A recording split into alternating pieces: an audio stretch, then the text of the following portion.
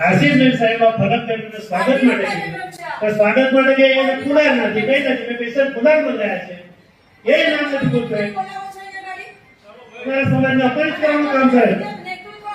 આદિવાસી સમાજના અમારા અધ્યક્ષ હોય ત્યારે આદિવાસી સમાજનું તમે વચ્ચે ના બોલશો મારી આગળ ત્યારે પછી ને અપમાન કરવા માટે અહીંયા બોલાવો છો ના સાહેબ તમે પ્રભારી મંત્રી છો ને તમે જુઓ છો સવારથી કાર્યક્રમ કેવી રીતે ચાલી રહ્યા છે અમારું અપમાન કરવા માટે બોલાવો છો તમે આ ચૂંટણીમાં જીતાઈને આવેલી છું કોઈ ઉપરથી પેરાગ્લાઇડિંગ કરી નથી આવી હું અહીંયા મારા વિસ્તારના અધ્યક્ષ છે મારા આદિવાસી મોરચાના અધ્યક્ષ છે ના સાહેબ આભાર આપનો થેન્ક યુ આપે મારા માટે લડ્યા એના માટે ખૂબ ખૂબ આભાર સર્વે જનતાનો પણ અને આપ સર્વે નેતૃત્વનો પણ કોણે કહી દીધું આ પેલો છે ને મહામંત્રી કોણ છે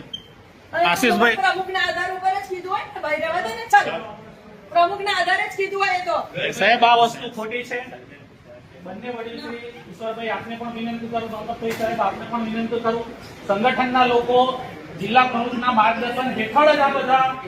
જે કંઈક ધતિંગો થઈ રહ્યા છે આ જિલ્લામાં જિલ્લાને બરબાદ કરવાના ખરાબ કરવાના ભાગની ચલો કોઈને કહેવાનો કોઈ મતલબ નથી આ બધા લોકોને છે ને આટલા બાંધેલા છે આટલા બાંધેલા છે બધાને આદિવાસી સમાજને કોઈને પડેલી નથી પાર્ટીનું કામ કરું છું કઈ પણ મને થયું ને અને મારા પરિવારને કઈ બી નુકસાન થયું ને એનો જવાબદાર આ જિલ્લાનો ભારતીય જનતા પાર્ટીનો પ્રમુખ રહેશે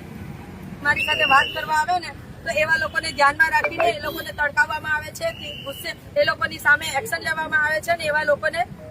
એ લોકોની અહીંયા ઘણી મારું અપમાન થયું છે અમારે નથી આવવું ભાઈ ત્યાં અમે તો આદિવાસી છીએ ને એટલે અહીંયા તાપ તડકામાં જ બેસીશું અમને એવા એસી રૂમોની જરૂર નથી પડતી